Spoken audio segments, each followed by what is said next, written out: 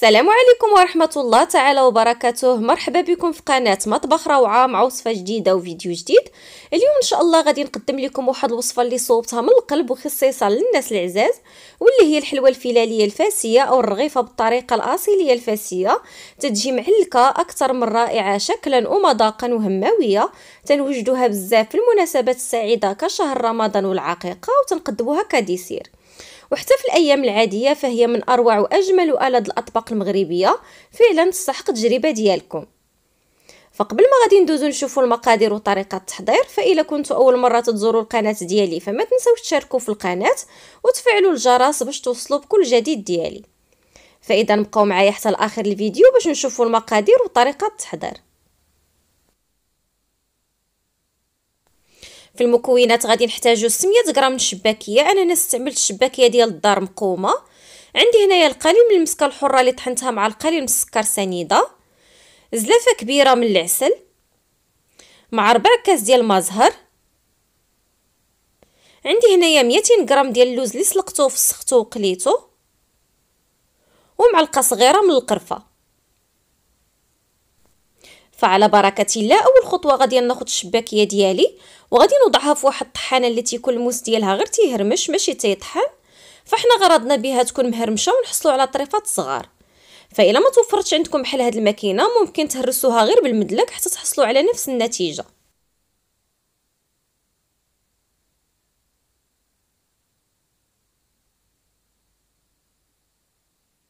صافي حتى نحصل على طريفات صغار على هاد الشكل هذا، وغادي نخليها على جنب. ودابا غادي ندوز نوجد العسل اللي غادي يطيب فيه الحلوه ديالي.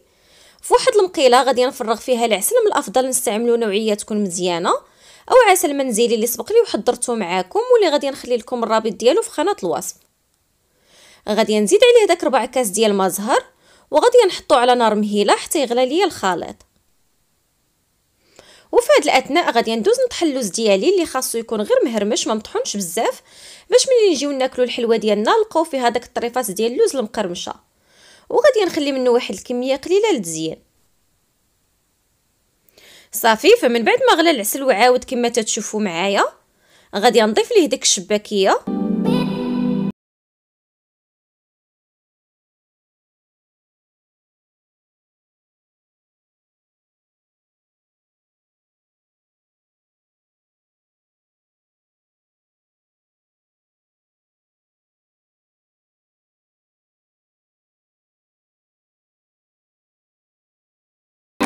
وصافي غادي نبقى تنحرك في هذا الخليط وانا تنعرك في هذه الحلوه حتى تحمر وتعلك وتنشف على نار مهيله باش تعلك على خاطرها وما يتحرقش ليا العسل.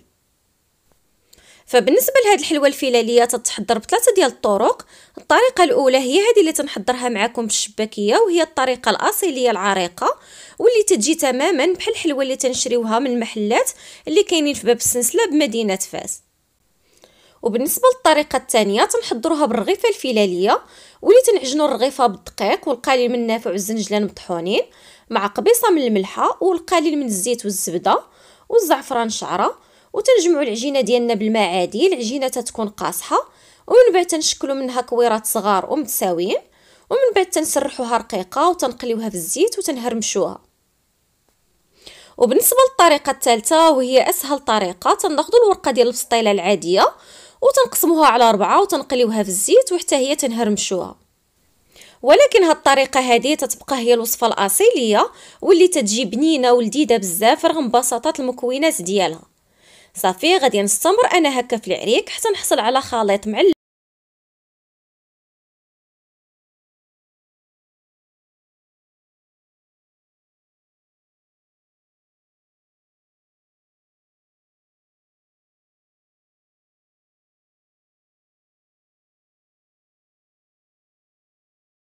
صافي، ودابا غادي نزيد ديك معلقه صغيره ديال القرفه والمسكه الحره، وغادي نكمل العريك ديالي حتى نحصل على خليط ثقيل وناشف واللون محمر.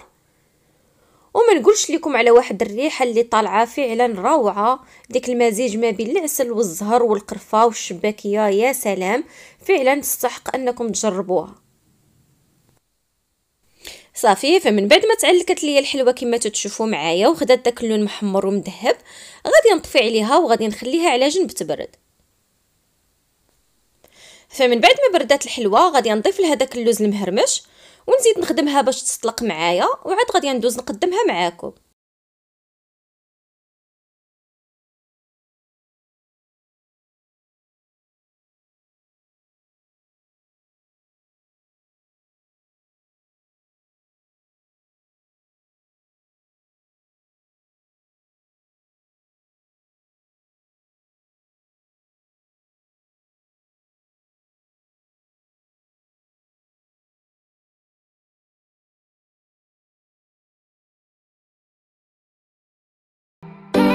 صافي. فمن بعد ما ارتاحت ليا الحلوه بسطتها فواحد الطبسيل على هاد الطريقه، وضروري تنقدموها مع الزبده البلديه وتنزينوها بوريقات ديال النعناع.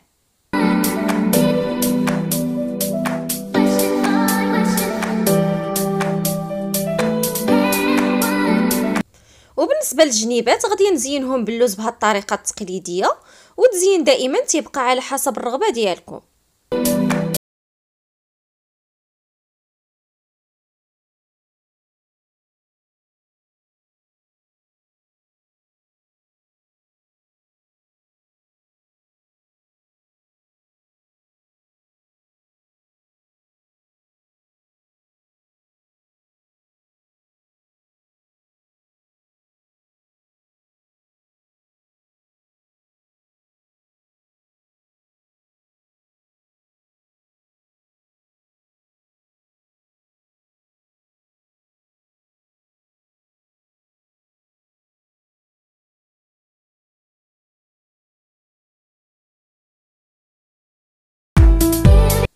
وهذا هو الشكل النهائي ديال الحلوه الفلاليه ديالنا او الرغيفه بالطريقه الفاسيه الاصيليه على حقها وطريقها.